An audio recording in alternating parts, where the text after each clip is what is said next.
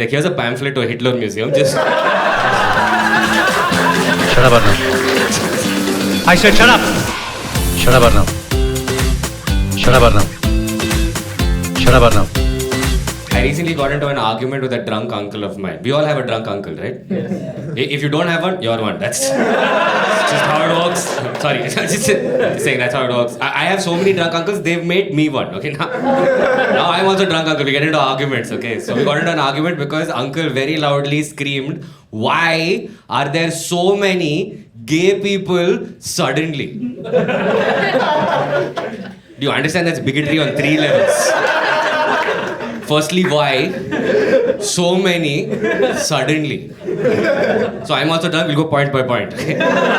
So I started with the suddenly. I'm like, it's not sudden, man. It's like anthropologically, they're a percentage of the population. Okay? There were always these many gay people. We're now more open society. More people are open about being gay now. He's like, no. There were never these many gay people. These are all new. Like, no, that's not how it works. He's like, there were never any gay people. Like, there were. He was like, there were never. He's like, prove it. Oh, what? I did. Wait, no, not like that. Wait, I tell you. Do you guys know what a stethoscope is? Yeah. You know the one thing you need that's mandatory when you're pretending to be a doctor? That. You know the story about its invention? You know, no, okay, so back in the day, every doctor would put their ear directly to the chest. Okay. That's what they did. And then in 17 something, one doctor, you know the doctor was a guy because they didn't allow women to be doctors at the time. Don't look at me like that, man. I'm just being...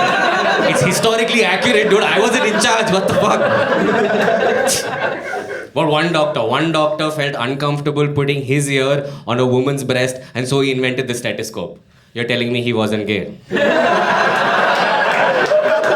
Yo, his name was Rene. That's a gay name. No. But there's a moral behind this story if you think about it, right? Like if men stop thinking about tits for 2 minutes, we can start inventing shit.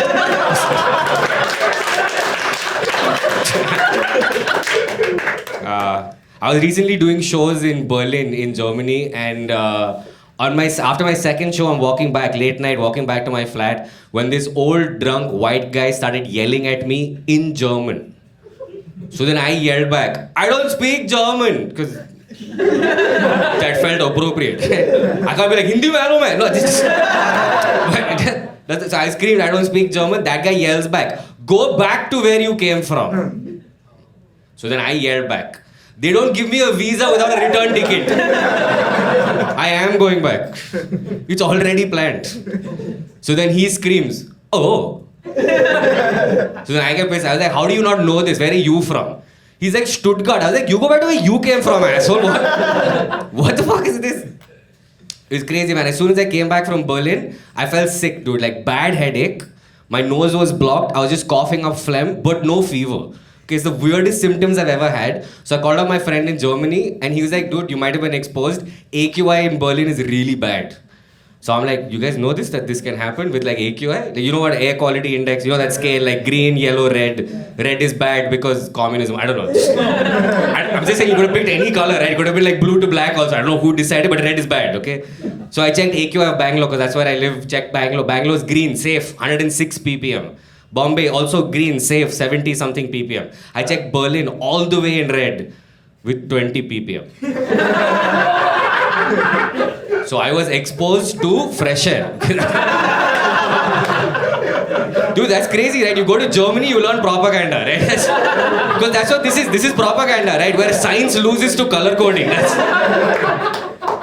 Like, science has lost the color coding, right? Like, think about like Delhi's AQI is in orange, okay?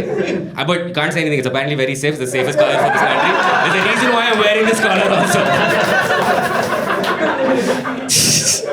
It's all propaganda, guys. I'm telling you, man.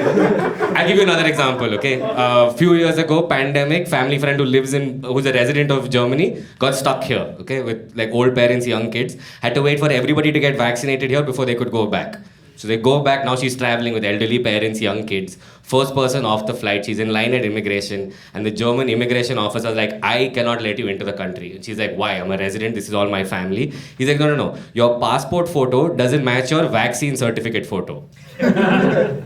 So then she's like, "My photo is not on the vaccine certificate." He's like, "I told you that." She's like, no, and then she understood. She's like, no, wait, see, everybody just show, see, all of us who got, it's the same guy on everybody's vaccine certificate. That guy got confused. He's like, oh, is this the doctor? Like, fuck, no. She's like, no, that's our political leader. Dude, that poor German immigration officer became a tourist guide. He's like, here's a pamphlet to a Hitler museum. Just.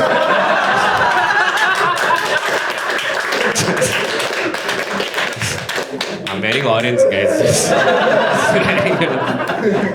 It was crazy, man. It was crazy. Like, I was explaining, right? Like, I'm a comedian from India doing comedy in Berlin now. And I had to explain that doing comedy in India now is just like doing comedy in Berlin in 1938. No, like, you can do it. As long as the joke is about an already oppressed minority, then have fun.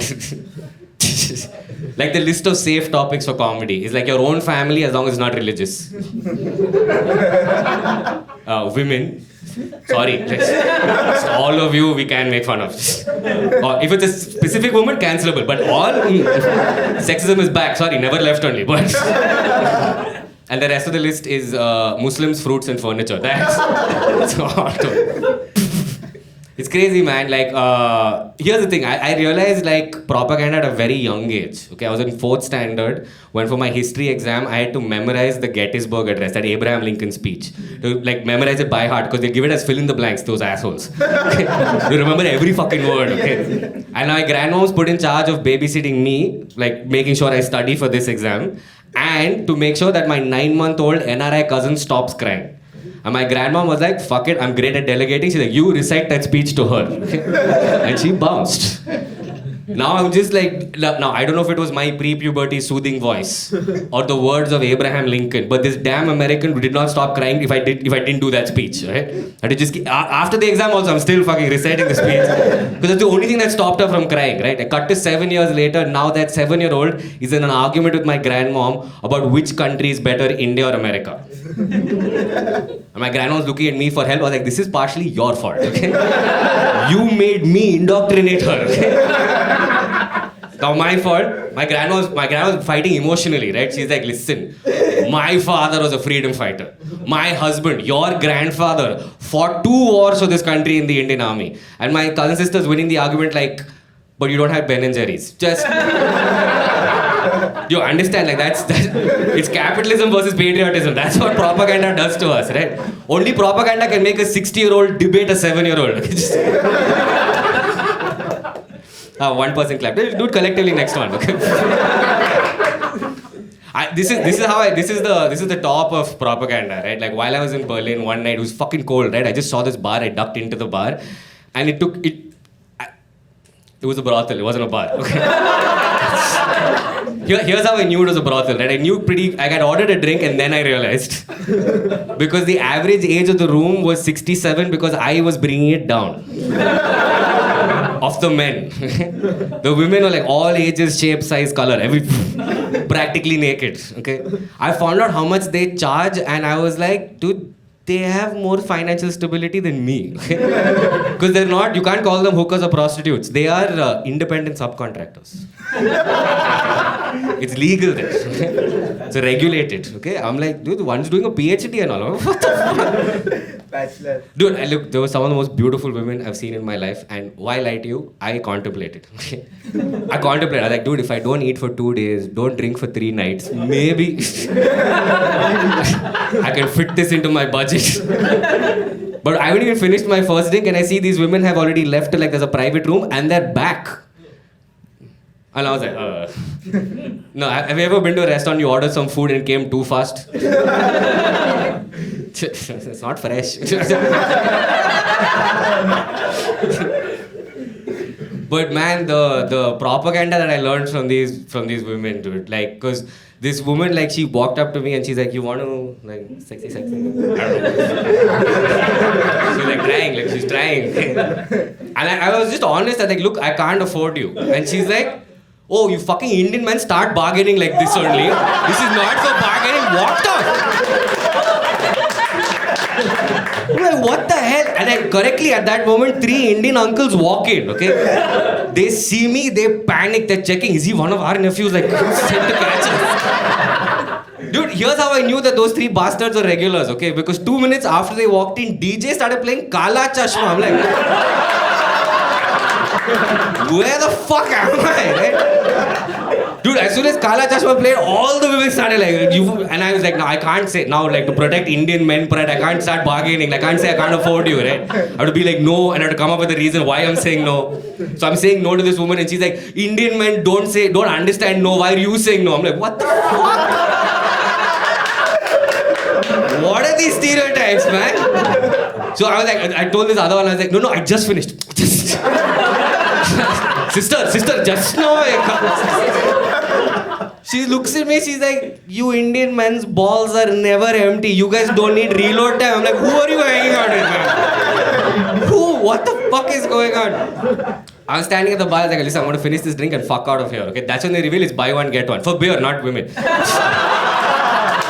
So I'm like, okay, I have to finish that other beer, alright?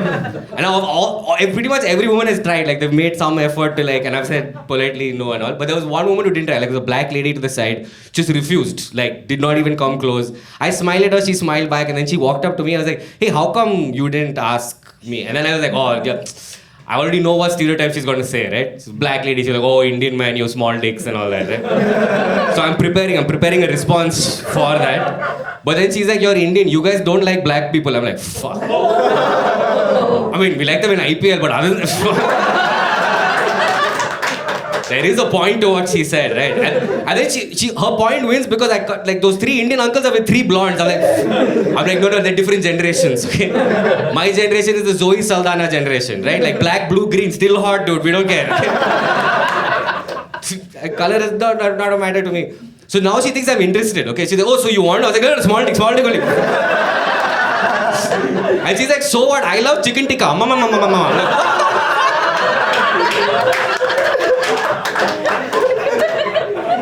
This was the ending. This was the ending of this story because I'm like almost done with my second beer. I start chatting with this Ukrainian woman, right? She's sitting right next to me. I'm chatting with her, and then this Russian woman comes to her, and they start getting into an argument. Okay, Russian's like, you're occupying my area. No. I don't know. They're arguing in another language. I don't know what they're arguing about.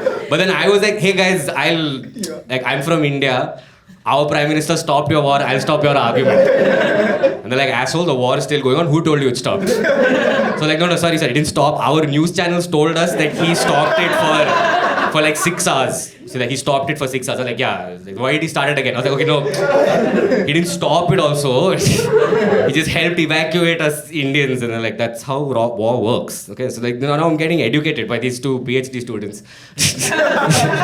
The independent subcontractors on how rules of war engagement. They're like, listen, no Indian stopped a ceasefire there. This Indian is not stopping our ceasefire right now. I'm like, I'm sorry, I'm leaving. I'm going, don't worry. But then they're like, wait, 1 second. Here's a pamphlet to Hitler Museum. Alright, that's been my time, guys. You've been a great audience. Get off your host, read one more time.